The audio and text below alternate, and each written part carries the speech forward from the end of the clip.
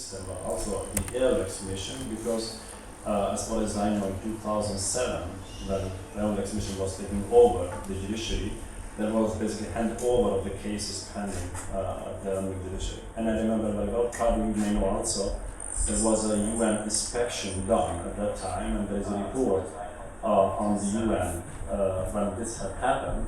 And in charge of this report, as far as I know, was David Marshall, so I think also the report can be found online. So there were a lot of misconducts by both organizations during the handover of the filed cases in regard to the crimes happened after the conflict, or maybe during the conflict. So in my view, yeah, there is a huge responsibility of both structures, and in my view also the big failure of both systems, because they were not able to investigate, prosecute properly based on the standards that had been applicable at that time in Kosovo. And afterwards, as a result of this failure of those two organizations, it was very high political pressure on the local authorities to adapt such documents of the laws, like on special channels. So in my view, yeah, and I was referring to some of the cases that UNMIC itself were important, and there were only 23 cases open at that time, but never concluded. We have 10 more minutes for additional questions. And it's the Ombudsperson of Kosovo who's here, so it's a golden opportunity for questions on human rights. Please. Sir, thank you very much for your... Just a second. Thank you very much for your invitation. Could I ask you a bold question? I mean, if you would have had the power to organize it differently, what exactly would you have done to make it work better? I'm not sure that I was understanding. You mean the period after the conflict? Or? Yes. Well, my speech was addressing some critical views of how the UNMIC Commission was functioning. And personally, and as a lawyer, I was not able to understand how so-called champions of the world on human rights would be totally immune to legal processes in Kosovo. This, as probably you are very well aware, cannot happen even in the war times. Article 6 of the European Convention basically is saying this all the time, and we are addressing this. The European Convention says that even in kind of emergency or the war, the right to fair and trial tribunal cannot be abrogated ever. So it's a huge violation of human rights. So basically, how it would happen that one of the, as I said, champions of the world of human rights was basically totally immune towards legal process. And I may understand to a certain extent, maybe in criminal cases, because this is, of course, the role and the rule of the UN itself. But how this can happen in civil matters also, for me, was really never acceptable. And maybe just to be more concrete, I remember a particular case at that time, which was very sensitive, and we as Ombudsman dealt with it. There were few persons arrested by the prosecution at that time. They were put on the jail pending the court proceedings. And then when the court was lacking the facts and evidence against those persons, they were free. But on the same day, the Special Representative Secretary General took an executive order putting them again in the jail against the already final court decisions. And we as Ombudsman then said, well, this is a very high contradiction with international standards, and we asked the UNMIC to appoint 3 international judges who came here and who will assess this executive order issued by the Special Secretary General. And the final conclusion of those judges was, yes, they were unlawful, and as such they should be moved. And only after that, they had dismissed this executive order. But those persons who sit it, and they were in jail for several months, because as a result of this executive decision, they were never ever able to get a redress for this very harsh violation of basic human rights. One more question here, Professor Mark Beske.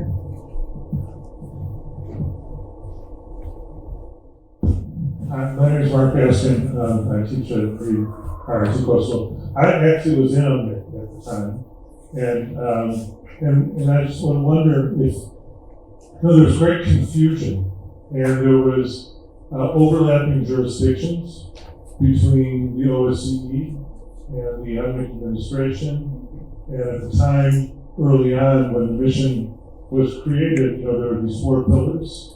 There was no judicial pillar at that time. There was kind of an office of judiciary within the administration pillar.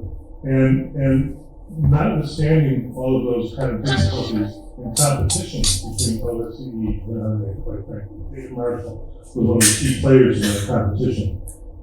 My question is, there was a proposal for the creation of this Kosovo War and Ethnic Crimes Court that then was buried. And I was wondering if you knew anything about that. And it seemed to me that it would have done some of the work that the Special Tribunal is being done today. Would that be a good idea? I'm not sure that I was hearing anything about such initiative at that time, but obviously I was aware of the role that the ESRG itself was playing in the government issue. So, since the all powers were vested on him, I think he was responsible for whatever was happening in the legal system. The first thing. The second, of course, we missed another point, which was very important from our perspective, and that was who was in charge of investigation of war crimes happening in Kosovo. And you remember probably very well, because it was the team of ICTI coming here in Kosovo, doing a research or investigation for a certain period of time, like a year and a half, maybe 2 years.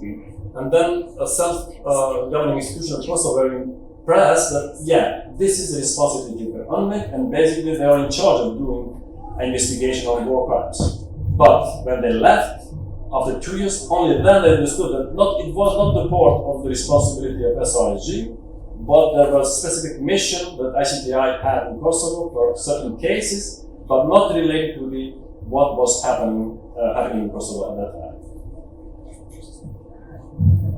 Yeah, indeed, that was the case. But the decision about QUEC, as it was called, the Kosovo War and Ethnic Crimes Court, the decision was not made in Pristina. I mean, the decision was made in New York. And I mean, whether or not to go forward. And there was a lot of planning that went into that. But I would just make the observation that, I mean, in some ways, the SRSG did that. And I myself was in one of the regions. I blessedly was not part of any of that much. But just the incoherence between OSCE, which had a remit for training and all of that, and monitoring with that of UNMIC, which actually was establishing the judiciary all too slowly, etc., really created lots of space for things to happen, is all I'm saying. Nenad and Jeffrey?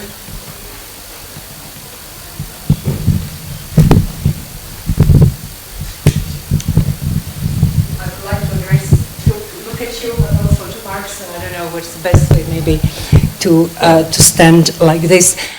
It is interesting that you were mentioning jurisdiction. I remember distinctly that in the early months after the end of war, from 10 June 1999 onwards, Kosovo was actually treated as a domain under military sectors. And because I remember when ICTY went to do research, and the research for documents and evidence at that time was absolutely aimed at Serb perpetrators. No one at that time talked about Albanian perpetrators. And you know how I remember it, because I worked since 2000 onwards at the ICTY. I remember it distinctly because they said our investigators went to British domain. So, and then there were domains that were still under Russian military rules. So basically what I'm saying, if you look into politics, Western world treated Kosovo as a defeated area. Serbs were defeated. De facto, politically, they treated Kosovo as the internationals could do whatever they wanted with it. So you didn't have Kosovo state at that time to protect its own cultural heritage, which documents are. So Kosovo as a state features only from 2008. So we are talking actually about anarchy in this period that everyone could do with Kosovo's national heritage, whatever they did. And then when ICTY investigators came into archives, they took everything on a truckloads. It all ended up in the depot. And I give you from my personal experience that many of these archives are untouched. We didn't have capacity to move it, but no copies were made.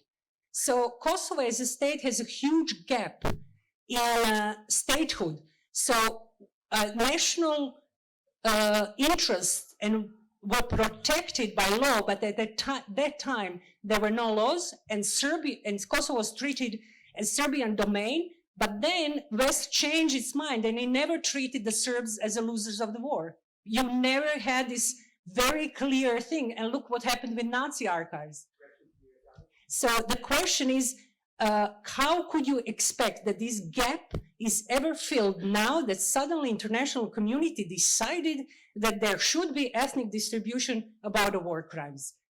Who do you ask for documents, and how do you research this very important documentary evidence? Do we now go and seize the documents for ICTY, and on which sort of mandate? I can answer the question. Assuming ALMIC passed its files to the specialist chamber, which has yet to issue an indictment, and if any indictment is based on evidence available to UNMIC, could a trial now be compliant with human rights law given the passage of time? Well, in my view, not only this as the issue may hinder the whole system of special chambers, but also there is a huge debate, in my view, or discussion that could happen with regard to the criteria which are applicable by Article 6 of European Convention on Human Rights, and particularly related to the equality for arms, which, in my view, is hindering the whole system. And if this, by any chance, after the completed cases will be sent to the Kosovo court and found a violation, I think the whole system will be break up.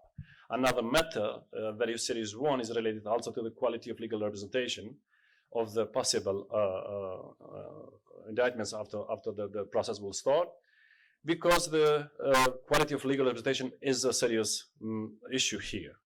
We have maybe the best prosecutors engaged in the special chamber with a very good logistics and good support. But in the meantime, in Kosovo, we don't have any single case of the lawyers who are experienced in the war crime cases. There is no any single such a case. So basically, two very huge and big arguments related to the applicability of Article 6, in my view, are at risk to be violated. And if this will happen, the whole system basically will break down. Sorry, Nena, please, could you just... This must be the last question, because we are already running out of time. I just wanted to... We have a discussion panel in 3:30. It's about discussion. I have to leave. Quickly then, please. Just to say, you know, I mean, 1244 put Security Council Resolution 1244 put Kosovo under the sovereignty of Yugoslavia, and as a Security Council, the government of Russia never allowed us to forget that, as you're I'm sure aware, and so that made things quite complicated. And in fact, on the ground, I know that I initiated, and we did in Prizren, an emergency judiciary already in early July. And there was one here in Pristina, but unfortunately, they were unable to function in any kind of effective way. And then that led to the call for international, because they were being, they were being harassed, and so the call came for international judges, and then QUEC, and then it really is you have a kind of chaos and a kind of a Hobbesian war against all. And at that point, it makes it very difficult to establish any kind of normal rule of law at that point. And that's the situation that we were in, and then of course led to the bad things. And my own belief is that had QUEC been created when it was, it might have made a substantial contribution, more than the, I think, Special Tribunal. And I think now it's 2 o'clock. Thank you very much. Thank you very much. Thank you very much.